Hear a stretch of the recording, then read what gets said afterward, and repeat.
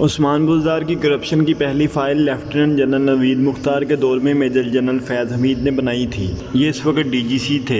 عثمان بزدار کی کرسی سنبھالتے ہی بزدار خاندان نے کارروائیاں شروع کر دیں۔ فیملی کے ایک بزرگ نے لاہور میں شراب کے پرمٹس کی ذمہ داری لے لی، دوسرے نے ٹھیکوں پر ہاتھ مارنا شروع کر دیا، جبکہ تیسرا سرکاری فائلیں کلیئر کرانے کی رقمیں لینے لگا۔ فرا گوگی اور احسن جمیل گجر کا نام آنے لگا۔ سرکاری افسر اپنی مرضی کی پوسٹنگ کے لیے ڈی جی ایچ لاہور میں فرا بی بی کے گھر جانے لگے۔ یہ حرکتیں اس قدر بڑھ گئیں کہ لوگوں نے کھلے عام گفتگو شروع کر دی۔ علیم خان نے بھی ایک دن وزیر اعظم کی توجہ اس جانب مبذول کرائی، مگر وزیر اعظم کا کہنا تھا یہ پروپیگنڈا ہے۔ علیم خان نے جواب دیا، آپ مجھے کوئی افسر دے دیں، کوئی عہدہ بتا دیں اور رقم طے کر دیں، میں آپ کو وہ شخص اس رقم میں اپوائنٹ کر کے دکھاؤں گا۔ لیکن وزیر اعظم نے بات ٹال دی۔ یہ باتیں بہرحال چلتے چلتے اسٹیبلشمنٹ تک پہنچ گئیں۔ جنرل نوید مختار اس وقت ڈی جی آئی اور میجر جنرل فیض حمید ڈی جی سی تھے۔ بزدار ریئیکٹ کے بارے میں معلومات جمع کی گئیں تو معاملہ کہیں زیادہ سنگین نکلا۔ چنانچہ فائل بنی اور یہ فائل جنرل فیض حمید نے آرمی چیف کو دے دی اور جنرل باجوہ یہ لے کر وزیر اعظم کے پاس پہنچ گئے۔ آرمی چیف نے وزیر اعظم کو بتایا یہ مال صرف پنجاب تک محدود نہیں بلکہ یہ وزیر اعظم ہاؤس تک بھی آ رہا ہے، مگر میں اس سے آگے ایک لفظ نہیں بولوں گا۔ کیوں؟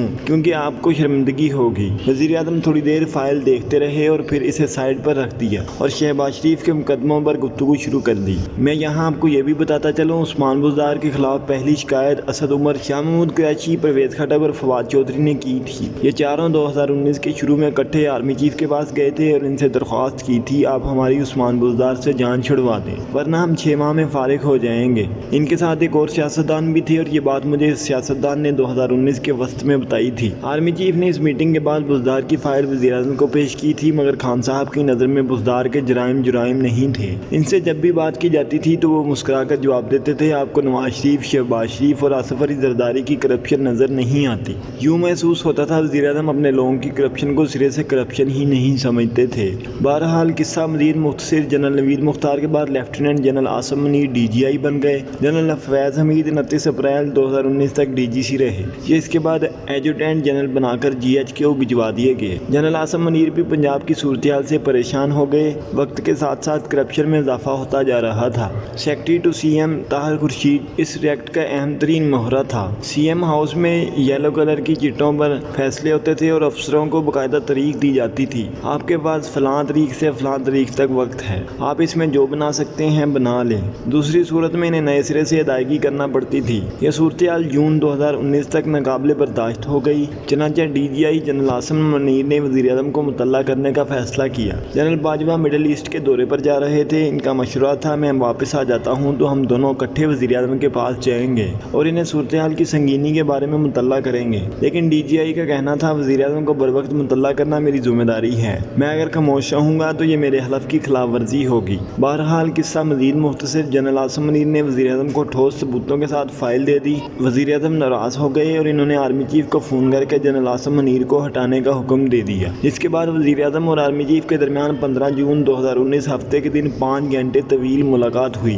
آرمی چیف نے وزیر اعظم کو سمجھایا افسروں کو ڈی جی آئی جیسی پوزیشن سے اس طرح نہیں ہٹایا جاتا، یہ زیادتی بھی ہے اور حماقت بھی۔ دوسرا، جنرل عاصم نے آپ کو اطلاع دے کر اپنا فرض ادا کیا، یہ ان کا کام ہے، مگر وزیر اعظم ٹس سے مس نہ ہوئے۔ آرمی چیف نے آخر میں وزیر اعظم کو مشورہ دیا آپ جنرل عاصم کو بلائیں، ان کے ساتھ بیٹھیں، انہیں چائے پلائیں اور انہیں عزت کے ساتھ رخصت کر دیں، لیکن وزیر اعظم اس کے لیے بھی راضی نہ ہوئے اور یوں 16 جون 2019 کو اتوار کے دن جنرل عاصم منیر کا تبادلہ کر دیا گیا۔ آرمی چیف نے وزیر اعظم کو نئے ڈی جی کے لیے 3 نام بھجوا دیے۔ اس فرصت میں جنرل فیض حمید کا نام شامل نہیں تھا۔ وزیر اعظم نے فرصت ملنے کے بعد آرمی چیف کو بلایا اور صاف کہہ دیا آپ مجھے جنرل فیض حمید دے دیں، میں ان کے بغیر کام نہیں چلا سکوں گا۔ یوں 3 سینئر جنرلز کی فرصت واپس لے کر 16 جون 2019 کو جنرل فیض حمید کو ڈی جی آئی بنا دیا گیا اور اس کے بعد جو کچھ ہوا وہ تماشا پوری دنیا نے دیکھا۔ پنجاب میں اس زمانے میں 5 لوگوں کی حکمرانی تھی۔ بشرا بی بی یہ پنجاب چلا رہی تھی، ان کے بچے اور سابق فیملی بھی اس کھیل میں شامل تھی۔ دوسرا کردار فرا گوگی تھی،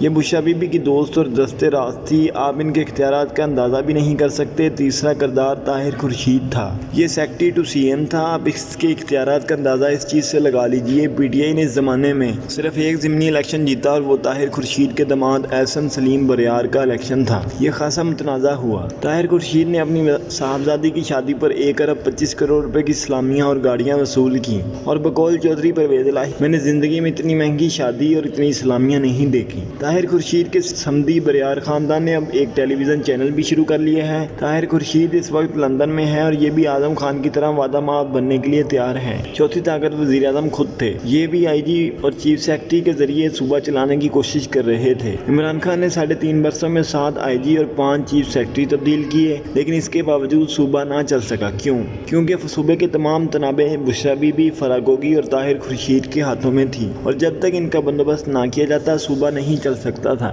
اور آخر میں وزیر اعلیٰ عثمان بزدار آتے ہیں۔ یہ نام کے ہی صحیح لیکن یہ وزیر اعلیٰ تھے، چنانچہ جہاں ان کا ہاتھ پڑتا تھا یہ بھی نہیں چوکتے تھے۔ 5 کھلاڑیوں کے اس کھیل میں ملک کا بیڑا غرق ہو گیا۔ یہ ملک اگر آج مہنگائی، بے روزگاری، سیاسی افراتفری، قانونیت، آئینی بے بسی اور عدم استحکام کا شکار ہے تو ہمیں یہ ماننا ہوگا اس کی وجہ 3.5 سال کا وہ مس ایڈونچر تھا۔ اسٹیبلشمنٹ نے جلد بازی میں نواز شریف کو ہٹا کر عمران خان کو مسند اقتدار پر بٹھا دیا، اور اس کے بعد اس فالٹی پروجیکٹ کی کامیابی کے لیے اداروں کی ساکھ کو داؤ پر لگا دیا گیا۔ چنانچہ آج ملک اس غلطی کی فصل کاٹ رہا ہے، اور فصل ہر روز بڑھ رہی ہے۔ آپ تازہ ترین صورتحال دیکھ لیں۔ صدر نے اتوار کی صبح آرمی ایکٹ اور آفیشیل سیکرٹ ایکٹ کر دی۔ اس کے بعد نیا صدر کا اعلیٰ ترین عہدہ ہوتا ہے، اور اس عہدے سے اس قسم کی ٹویٹ کا مطلب کیا ہو سکتا ہے؟ اس کا صرف ایک ہی مطلب ہے، صدر بھی جلتی ہوئی آگ پر پٹرول چھڑکنے والوں میں شامل ہیں۔ سپریم کورٹ آف پاکستان بھی دوبارہ ایکٹیو ہو رہی ہے، چنانچہ پھر 1-2 ماہ میں ملک کہاں کھڑا ہوگا؟ میرا ذاتی خیال ہے ہم اگر اس بحران سے نکلنا چاہتے ہیں تو پھر ہمیں کچھ بنیادی فیصلے کرنا ہوں گے۔ ان فیصلوں میں پہلا ایکسٹینشن پر پابندی ہونی چاہیے۔ ملک میں کسی بھی عہدے دار کی مدت ملازمت میں اضافہ نہ کیا جائے، خواہ ایٹمی جنگ ہی کیوں نہ چھڑ جائے۔ آپ یقین کریں ملک کے 90% بحرانوں کی جڑ ایکسٹینشن ہے۔